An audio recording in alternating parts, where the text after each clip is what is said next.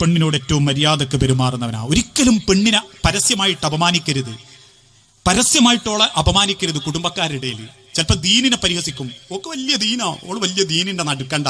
ഇതാരോടാ പറയാ? അവനാന്റെ കുടുംബക്കാരോട്. കുടുംബക്കാരെല്ലാവരും ഓളെ നോക്കി ഇങ്ങനെ ചിരിക്കുമ്പോൾ നമുക്കൊരു രസം.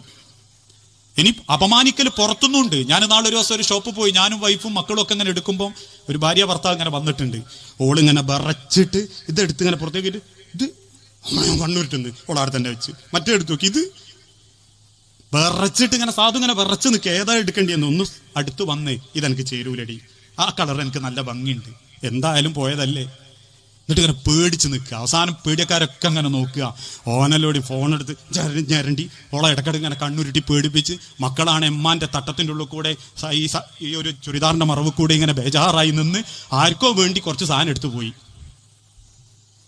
ഇതൊക്കെയാ പല കുടുംബത്തിലും. ഒരു പെണ്ണിനെ ഒരിക്കലും പരിഹസിക്കരുത്. മറ്റൊരാളോട് പെണ്ണിനോട് നിങ്ങൾ താരതമ്യം ചെയ്യരുത്. ഞാൻ നിർത്തുകയാണ്, സമയം അധികരിച്ചു എന്നറിയാം. ഒരു സ്വന്തം പെണ്ണിന് ഒരിക്കലും വേറൊരാളോട് താരതമ്യം ചെയ്യരുത്. അതെന്തിലായാലും, ഭക്ഷണമാണെങ്കിൽ പോലും. നബീലിന്റെ പൊരേ പോയ പോൻ്റെ ഓളുണ്ടാക്കിയൊരു കൂട്ടാനുണ്ട്, എന്നാ പിന്നെ അടുത്ത പണക്കിന് ഓൾ നിങ്ങളോട് അറിയാം, എന്നാ പിന്നെ നബീലിന്റെ വർക്ക് പോയിക്കൂടെ അതിനോട്. അതുകൊണ്ട് ആ ഒരു പെണ്ണിനെ താരതമ്യം ചെയ്യരുത്. നമ്മൾ ഓക്ക് പടച്ചോൻ കൊടുത്തൊരു കൈപ്പുണ്യവും ഭക്ഷണവും ഉണ്ട്, അതിനെ കുറ്റം പറയരുത്. ഉള്ളത് തിന്നുക.